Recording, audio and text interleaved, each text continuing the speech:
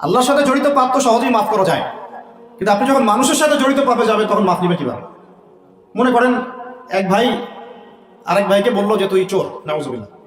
এখন সে বেচারা চুরি করে নাই, কিন্তু আপনি বলে ফেলছেন, কথাটা মুখ দিয়ে বের হয়ে গেছে, ওর মনে আঘাতও লাগছে। এখন বেচারা আপনাকে মাফ করে নাই মনে মনে, কাল কিয়ামতে ওর হক না দিয়ে আপনি পুলসিরাত পার হতে পারবেন না। আল্লাহু আকবার। আল্লাহ পাকের ইনসাফ এবং বিচার এত সূক্ষ্ম হবে। কত সূক্ষ্ম আপনাকে আমি একটা হাদিস থেকে খালি বলি, 1 মিনিট। একটা শিংওয়ালা ছাগল, ছাগলের শিং আছে। দুনিয়াতে একটা ছাগলকে গুঁতা দিয়েছে, ওই ছাগলের বেচারা শিং ছিল না। মানে একটা শিংওয়ালা ছাগল একটা শিংহীন ছাগলকে গুঁতা দিয়ে অন্যায়ভাবে।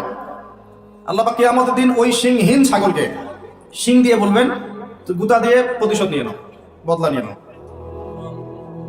তাহলে বলেন তো আমরা আসলে জান্নাতের পথে হাঁটতেছি সত্যি সত্যি কি? নামাজ রোজা হজ যাকাত তো চলছে, ঠিক আছে বুঝলাম। তো মানুষের সাথে জড়িত হক কিভাবে মিটাবেন কিভাবে?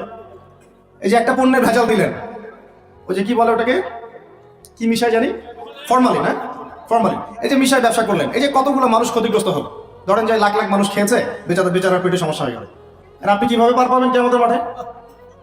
আমাকে বুঝান। মাপে আপনি কম দিলেন, ঠকালেন বেচারাকে, ওর হক ছিল, পার পাবেন কিভাবে? বেচারা ও কিছু করে নাই, অযথাই তাকে অপবাদ দিলেন এবং সারা দেশের সামনে ওকে ধুয়ে রেখে দিলেন অন্যায়ভাবে।